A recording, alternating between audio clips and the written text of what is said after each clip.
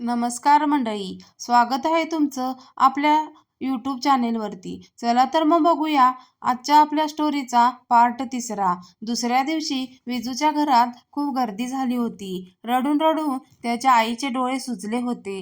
गावातील महिला तिला शांत करीत होत्या. मंदिरासमोर गावातील लोक गोळा झाली होती. तिथे मांडलेल्या खुर्चीवर फॉरेस्ट ऑफिसर आणि गावातील वयस्कर मंडळी बसली होती. एका बाजूला हाताची घडी घालून महादू आणि रघु उभे होते.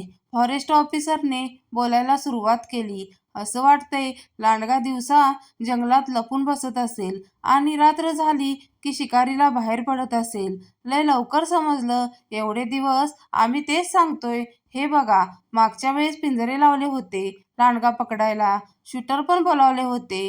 होय साहेब, त्यांना पण लांडगा दिसला नव्हता. महादू मध्येच बोलला. पण एवढा मोठा लांडगा मी आतापर्यंत बघितलाच नव्हता. गावातील एक जण बोलला.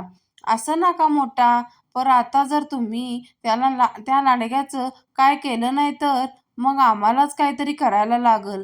गावकऱ्यांनी गोंधळ घालायला सुरुवात केली. एकावेळी प्रश्नांनी ऑफिसर गोंधळला. एका वयस्कर माणसाने सगळ्यांना शांत केले. परसराम डोळे पुसत ऑफिसरला म्हणाला, माझ्या पोरावर 2दा हल्ला झाला. नशीब थोर म्हणून तो वाचला. ह्यो पण आता तिसऱ्यांदा वाचणार नाही. रघु स्वतःशीच पुटपुटत म्हणाला. त्याचे डोळे चमकले. सर्वांनी खाली बसवत महादू म्हणाला, मागच्या वेळेस जे शूटर आले होते त्यांना आता परत बोलवले आहे. काळजी करू नका. एक तुमच्यासोबत गावात राहील आणि दुसरा माझ्यासोबत जंगलात.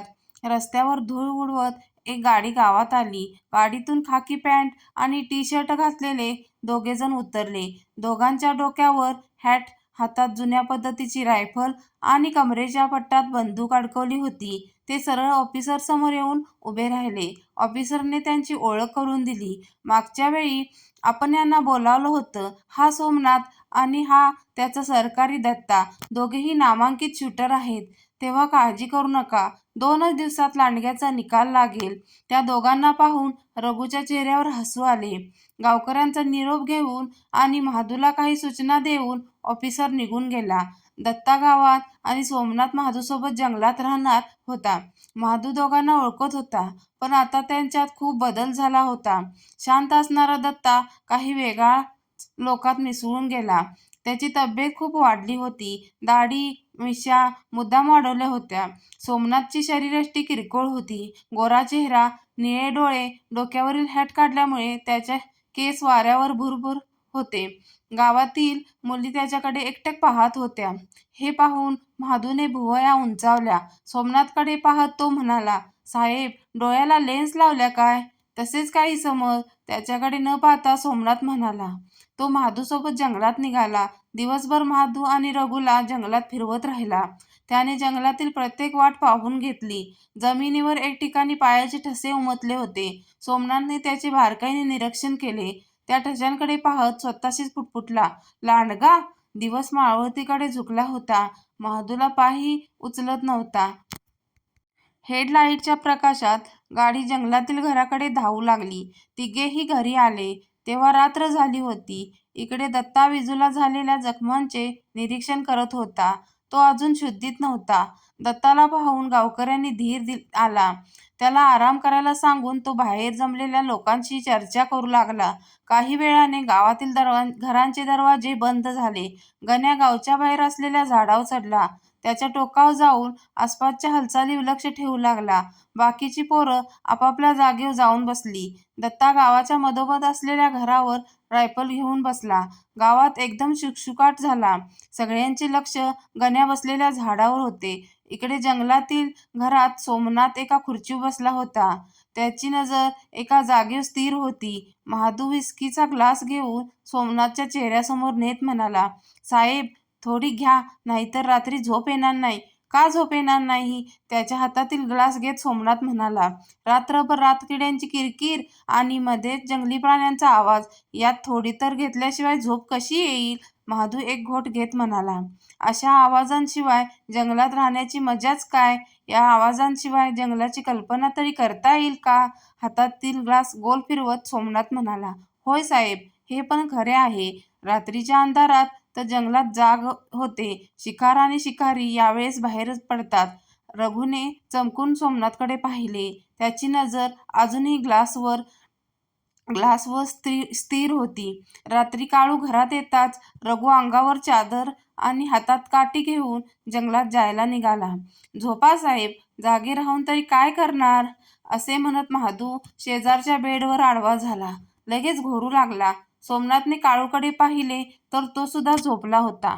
सोमनाथची नजर पुन्हा स्थिर झाली. इकडे चिडलेला रघु डोंगरावर आला. त्याच्या नजरेसमोर विजूचा चेहरा येत होता. त्याला संपवल्यावरच तो शांत बसणार होता. डोंगरावरील चंद्राच्या प्रकाशात रघुचे लांडग्यात रूपांतरण झाले. तो काळाकुट्ट लांडगा गावच्या दिशेने धावू लागला. गावाच्या जवळ आल्यावर त्याचे लक्ष गण्या बसलेल्या झाडाकडे गेले. झाड गावापासून बऱ्याच अंतरावर होते. बॅटरीच्या प्रकाशात गण्याने लांडग्याला पाहिले. त्याने लगेच इशाऱ्यासह जोरात शिट्टी वाजवली. गावातील पोरं सावध झाली. दत्ताने रायफल घट्ट आवळली. पण लांडगा गावाकडे न जाता गण्या बसलेल्या झाडाखाली आला. गण्याकडे पाहत झाडाभोवती गोल गोल फिरू लागला. गण्या पुरता घाबरला. मागच्या पायावर बसून लांडगा झाडावर उडी मारण्याच्या बेतात होता. त्याने एक मोठी आरोळी ठोकली. लांडग्याची वाट पाहत असलेल्या पोरांना एक डरकाळी पाठोपाठ गण्याचा जोरात किंचाळण्याचा आवाज आला. घराच्या छतावर बसलेल्या दत्ताने खाली उडी मारली. त्याने इशारा करताच काठ्या घेऊन पोरं झाडाकडे धावली. झाडाच्या जवळ आल्यावर एकाने बॅटरीचा फोकस वर मारला. गण्या झाडावर फांदीतील घट्ट पकडून बसला होता. पोरांना पाहून त्याला धीर आला. तो खाली उतरला. झाडाच्या खोडाला लागलेल्या नखांचे वन पाहून दत्ता म्हणाला, लांडगा? होय, लांडगा झाडावर चढत होता. पार माझ्या जवळ आला होता. बरं, तुम्ही वेळेवर आलात. गण्या त्याला दुजोरा देत म्हणाला, चला लवकर, गावात गेलं पाहिजे. गावात कुत्री एकसुरात ओरडत होती. सर्व घरांचे दरवाजे उघडे होते. गावात एकच गोंधळ माजला होता. परशुरामांच्या विजाला लांडगा घेऊन गेला. दरवाजा तोडला म्हण लांडग्यानं. होय, आणि परशुरामाला पण लोळवला. मागच लागला होता विजाच्या. कसं व्हायचं त्या पोराचं? घाबरलेली लोक आपापसात बोलत होती. दत्ता त्यांच्या घरासमोर गेला तर दरवाजा जागेवर नव्हता. लांडग्याने जोरात धडक देऊन तो तोडला होता. विजू झोपलेली खाट रिकामी होती. घरातील भांडी, सगळीकडे सामान अस्ताव्यस्त पडले होते. मातीच्या भिंतीवर पंजाचे ठसे होते. त्याची घाबरलेली आई एका कोपऱ्यात बसून रडत होती. परशुरामाचे कपडे फाटले होते आणि त्याची लांडग्याची झटापट झाली होती. दत्ताकडे पाहत परशुराम म्हणाला, काय करीत होता साहेब? माझ्या पोराला लांडगा घेऊन गेला. माझा विश्वास ठेवा, काही वेळातच तुमचा मुलगा सुखरूप तुमच्या समोर असेल. रायफलभोवती मूठ आवळत दत्ता म्हणाला. सगळ्यांकडे पाहत तो घराबाहेर पडला. त्याच्या मागे गावातील पोरं निघाली. इकडे विजूची मान जबड्यात पकडून लांडगा वेगाने जंगलाच्या दिशेने धावत होता. तुम्हाला जर माझ्या आजची स्टोरी आवडली असेल तर प्लीज माझ्या चॅनेलला लाईक, शेअर आणि सबस्क्राईब करायला अजिबात विसरू नका.